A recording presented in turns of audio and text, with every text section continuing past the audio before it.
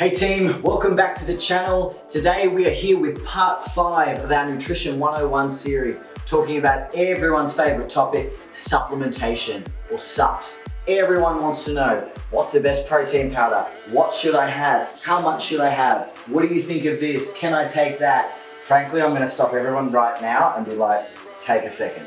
When you look at the pyramid, there is a reason supplementation is at the very, very top.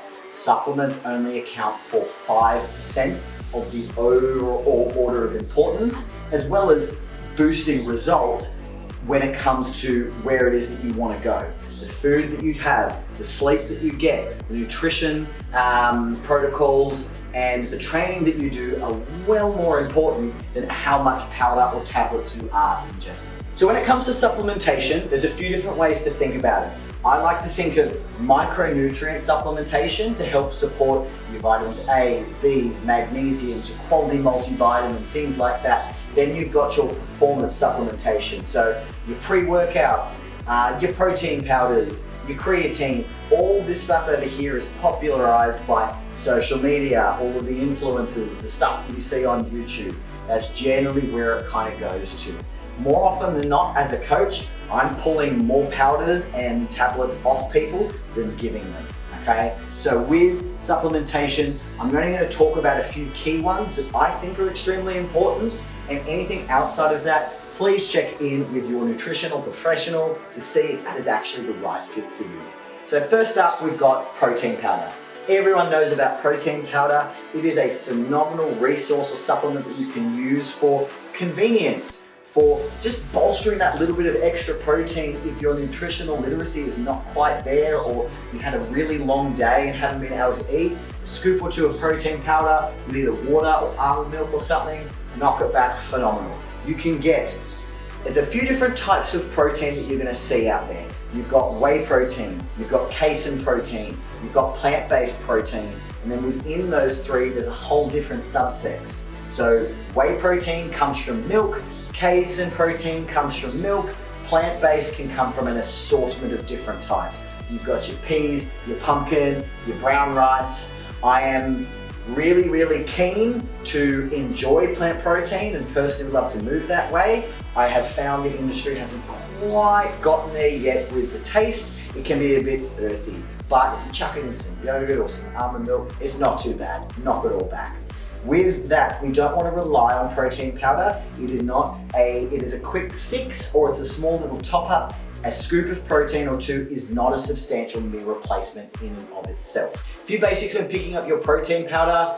Keep it quite simple. You either want a whey protein isolate or a whey protein concentrate or a blend. That is generally the three you're gonna find out there. When you're flipping over and looking at the back, something between 20 to 25 grams of protein per serve is good enough as it is. Then we have pre-workout. In the day and age of instant gratification, more coffees that you can count, lack of energy, everyone loves a little bit of pre-workout when you're hitting the gym, either before or after work, to give you that little bit of a kick to drive you into the gym and get you through.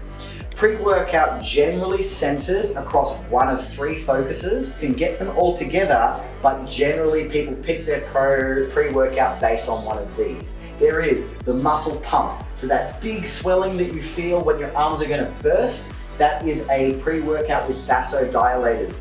So if you remember going on back to when I spoke about alcohol being a vasodilator, that pre-workout opens up the blood vessels, gets the blood into the muscle much more quicker to get a better pump. Next one, people want energy. So they want to be awake, they want a smack in the face to help get them driving into their session. That's where components like beta-alanine, all of those little tingles, or caffeine brings it all in and brings it all up to keep you awake and to keep you focused. Then finally, you've got even more so the focus, to honing on in, to really, really being able to bring you into that room and to focus in on your session. Most pre-workouts will kind of cover all three, but in varying quantities and ratios. With pre-workout, please do not take it, especially if the caffeine is super high. You don't want to take it if you're going to bed an hour after your training. It may affect your sleep cycles, you could be different, but depending how much coffee you have a day, then you can have some pre-workout. Some of them are like 4 or 5 cups of coffee in a tub. Always start with a half serve pre-workout, test it, see how your body goes, drink it with plenty of water. Please read the instructions, and if anything feels funny straight away, stop and seek some health advice, okay? I do not prescribe pre-workout for most people, depending on what their goals are, but at the same time, you know, if you only have 1 cup of coffee a day, there's nothing wrong with a scoop of pre-workout when you train 3 days a week. That's totally fine.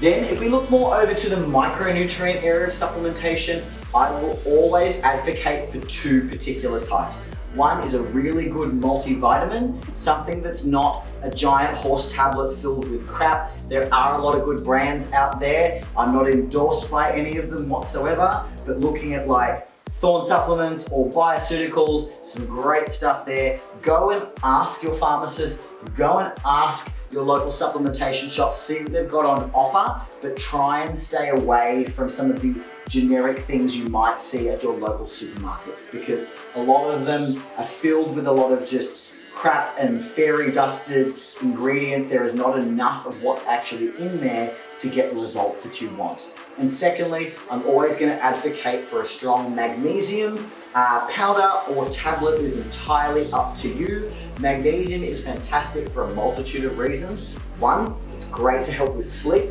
2, and probably the one I use it more so for as I'm coaching people here in the gym, is muscle soreness. It helps push off DOMS, delayed onset muscle soreness. So generally outside of those different types of supplements, I don't really go anywhere else unless of course there's some underlying healthcare conditions that talk to your GP or allied health practitioners for all of that. Otherwise team, if you like the information, hit us a like, comment all of the questions you have below, hit subscribe, and we'll see you all again soon. Peace.